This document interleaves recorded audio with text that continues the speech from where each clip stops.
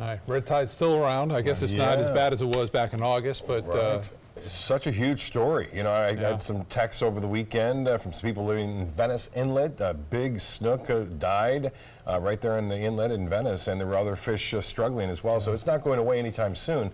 And we have not going away either are the thunderstorms that are taking place here along the Suncoast.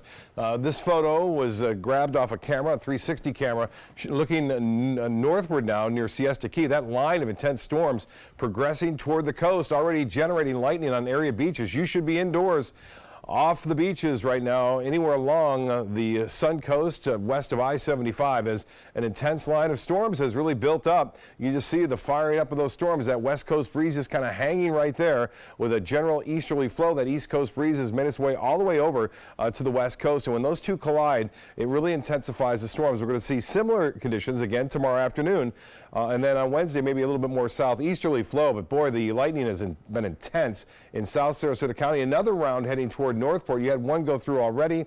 Another one is on the way in your direction, and as well as Englewood getting some heavier rainfall. Now that lightning that had been rather intense is weakening somewhat, but still firing up into Sarasota and North Sarasota County. You can see that activity near Siesta Key, now approaching Siesta Key, also downtown Sarasota. It's starting to break up a little bit into Manatee County, but Osprey, Nokomis, Palmer Ranch specifically getting some heavy rainfall right now near I-75. The driving is treacherous right now. Remember, if you are driving in the rain and you're using your wipers, make sure you turn your headlights on.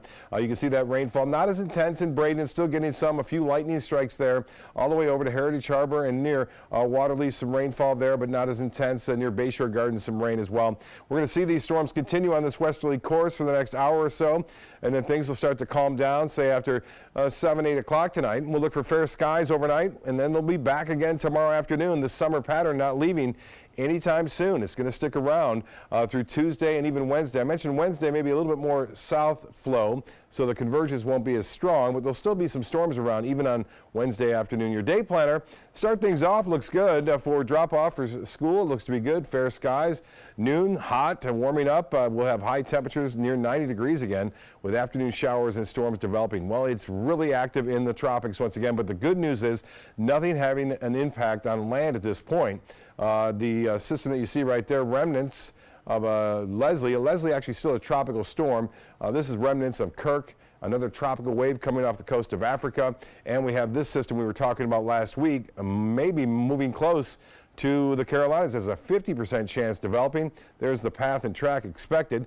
Again, this is Leslie right there, and this is a system that could develop just north of it. The one heading toward the Caribbean looks like the long range models kind of dissipate that system as it heads into the Caribbean, so we'll watch that closely. This one going to get very close to the Carolina coast. This is, again, southwest of Bermuda, heading off toward the northwest. The computer forecast models suggest this northwesterly turn, and then more of a northerly turn than a northeasterly turn. Some of them keep it offshore, while a couple take it right on to the coast. It wouldn't be a big storm, but could still produce some pretty good rainfall there. As it moves off pretty quickly, though, it's not going to stick around. This one's looking rather healthy. This has a real good chance of redeveloping into another tropical depression, if not storm, as it heads to the west. Temperatures have cooled now because of the storms around, and that heavy rainfall could get some gusty winds up to 40 to 50 miles an hour.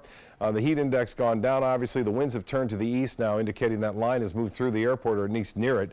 91 the high today, much above average, and nationally this cold front is going to catch the system and take it off into the Atlantic pretty quickly, so it's not going to stick around. For boaters, winds will be out of the southeast, turning to the southwest at 10 knots, seas running 1 to 2 feet, and the extended forecast and good chances for scattered storms every afternoon, but until then it should be pretty nice but hot. Temperatures staying above average right on in through the next 7 days. Back to you.